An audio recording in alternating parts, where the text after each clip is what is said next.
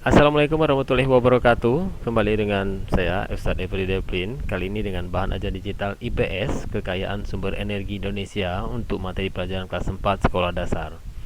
Dan mudah-mudahan materi ini nanti akan berguna bagi teman-teman yang masih stay at home dan belajar dari rumah, belajar jarak jauh. Semoga ini bermanfaat. Baik. Ada salam ya dari teman-teman kelas 4, Abbas bin Abdul Muthalib dengan Ustazah Siska dan Ustazah Kusniati. Halo teman-teman, apa kabar? Ada salam dari mereka ya. Baik, kita lanjutkan. Nah, kekayaan sumber energi di Indonesia. Setelah kita mempelajari ini nanti, maka kita diharapkan akan menguasai fungsi dari sumber daya alam, kemudian bisa mengelompokkan sumber daya alam itu sendiri.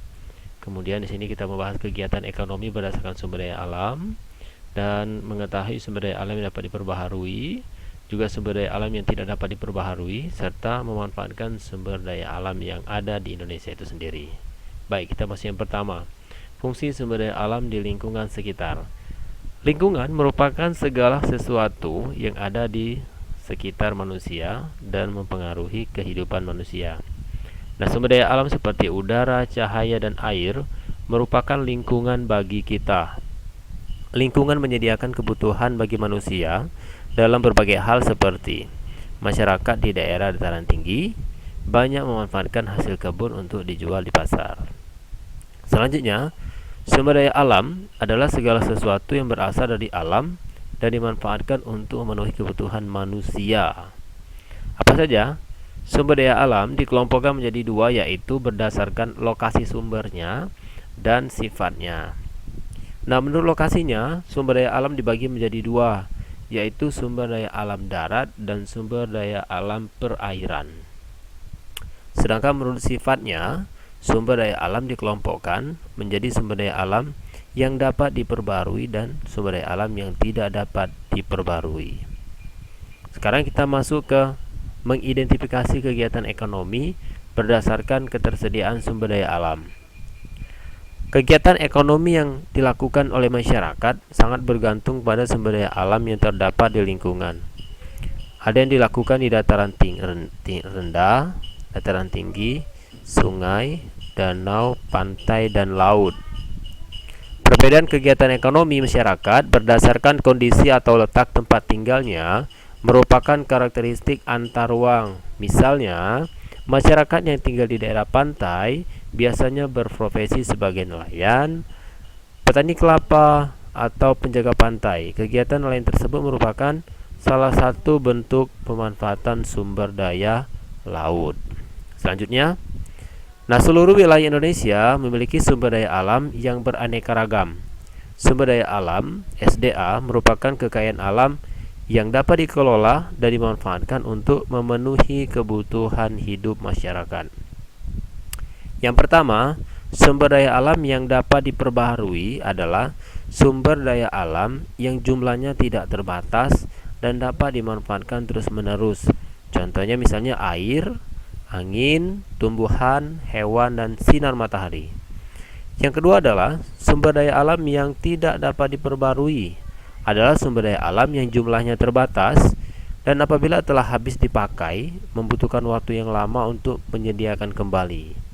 Sumber daya alam yang tidak dapat diperbarui ada yang berupa logam dan bukan logam. Nah, sumber berupa logam antara lain emas, besi, tembaga, aluminium, dan perak. Sedangkan sumber daya alam bukan logam yaitu minyak bumi, gas alam, dan batu bara. Nah, masyarakat memanfaatkan sumber daya alam untuk memenuhi kebutuhannya. Yang pertama, sumber daya alam berupa tumbuh-tumbuhan dimanfaatkan dalam kegiatan pertanian dan perkebunan. Nah, kegiatan peternakan itu memanfaatkan sumber daya alam berupa hewan. Nah, sedangkan hasil tambang berupa batu bara dimanfaatkan sebagai bahan bakar alternatif. Nah, pemanfaatan sumber daya alam, Indonesia memiliki sumber daya alam yang melimpah. Sumber daya alam tersebut dapat menghasilkan kekayaan alam berupa hasil pertanian, hasil perkebunan, hasil perikanan, dan hasil tambang. Sumber daya alam tersebut kemudian dimanfaatkan oleh masyarakat dalam kehidupan sehari-hari. Misalnya yang pertama, hasil pertanian berupa padi jagung, dan kacang-kacangan dimanfaatkan sebagai bahan makanan. Hasil perkebunan berupa kopi dimanfaatkan sebagai bahan minuman dan tebu sebagai bahan pembuatan gula pasir. Dan hasil peternakan berupa daging, telur, dan susu dimanfaatkan sebagai sumber protein hewan. Nah, demikianlah materi IPS hari ini. Ananda menambah pengetahuannya dengan membaca buku Bu Pena 4D. Yakinlah bahwasanya materi yang disampaikan di video ini sangat singkat sekali, karena akan memberikan motivasi kepada anak Ustadz untuk membaca buku di rumah, kemudian memahami serta menambah wawasannya dan mengetahui sumber belajarnya melalui buku-buku yang ada. Salah satunya adalah buku Bu Pena 4D. Nah, sekarang silakan kalian jawab pertanyaan pada link soal yang sudah disiapkan, juga tertera di deskripsi video ini. Baik, jangan lupa di like, di share, dan di komen ya. Saat akhiri, Assalamualaikum warahmatullahi wabarakatuh.